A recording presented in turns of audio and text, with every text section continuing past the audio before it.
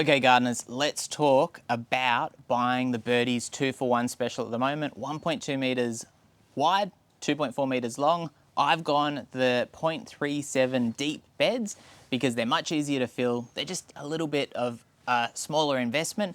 The double height ones obviously are available too, much better for standing next to your beds, but they're quite a bit more pricey. Now, if you buy this kit, you're going to get 2 of these beds, as you can see here. I have not put the reinforcements through the center because I'm actually going to run mine in the narrower configuration. I just wanted to let you see kind of what it looks like. This bed setup is really good. It's basically 3 square meters of growing capacity, which is enormous. Now, when it's this wide, you need a walkway on either side for access because you don't want to be reaching 1.2 meters across your garden bed. But if that works for you, this is going to be a great option. You need about a cubic meter of soil if that's all you're using. There's lots of cheats and tricks that you can use to fill your beds to save on soil, but that's basically the figure that you need to think about filling one of these. So 2 of these, if that's all you're using, soil, you're going to need 2 cubic meters of soil.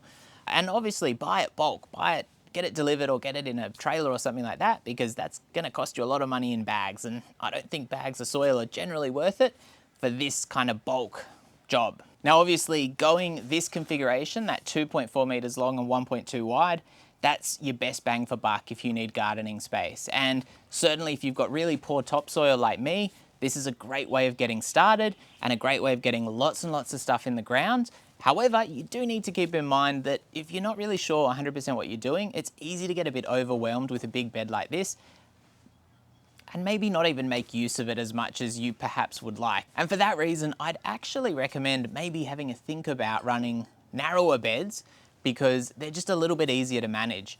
Now, Birdies actually do offer several different sizes. Most of their kits are modular, and what you can do is you can actually run this kit in a very narrow configuration. You can't run it 900 wide, which is available in some of their other kits, simply because the panels that you get in this kit don't allow that. But maybe something to look out for in the future when they're doing one of those kits on a deal. Okay then, narrow configuration, very different kettle of fish. It does come with the supports which will do either layout, which is really, really good. I've put them in this one because this is the bed, how it's gonna go in my garden.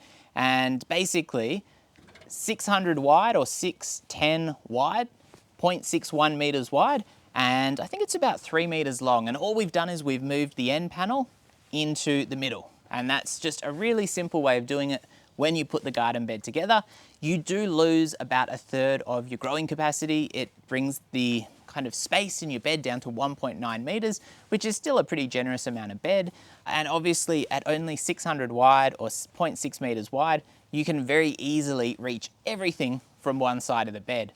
Now, generally for me, I'm only really looking at veggies and stuff like that in growing most of my beds. However, if you're putting in a bed that you want to grow flowers and things like that into, then maybe this is a really good configuration for you.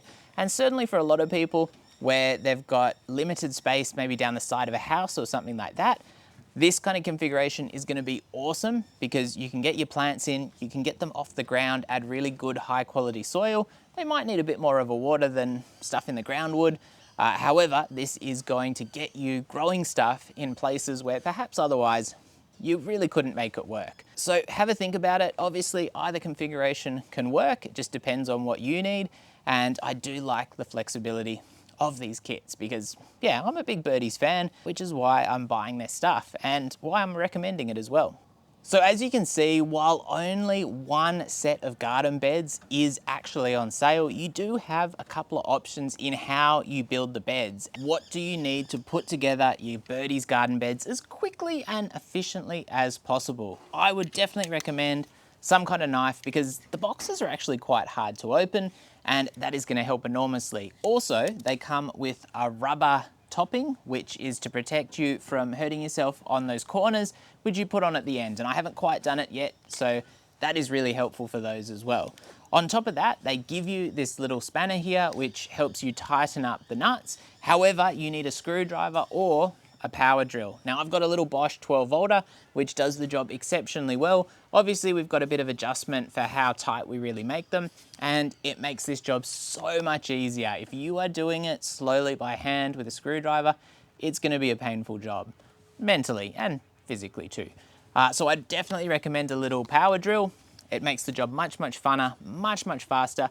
And particularly, these are only the short garden beds. If you've got the tall garden beds, twice as many bolts. It is quite overwhelming when you see how many bolts you've got to do up. So get your little power drill out and you'll have it done in no time at all, and you'll be laughing. That's particularly important today because I actually did this bed up in the bigger configuration just to give viewers a bit of an example of the difference in the two configurations. And I've got to take it back apart and then make it in that narrower configuration and put all the supports in. So that is going to add to my workload today, but it's going to be done nice and quick and nice and easy. Of course, I should also mention, if you are the kind of person who hurts themselves frequently, maybe a set of scissors instead of the knife is the way to go, even if it is a craft knife. And also, I'd maybe look at a nice pair of gloves, even a set of gardening gloves, because the edges of the panels can be a little bit on the sharp side, and that's going to help prevent you from cutting yourself. I've never had an issue with seriously cutting myself putting these together, but some people do need to be a little bit more careful than others.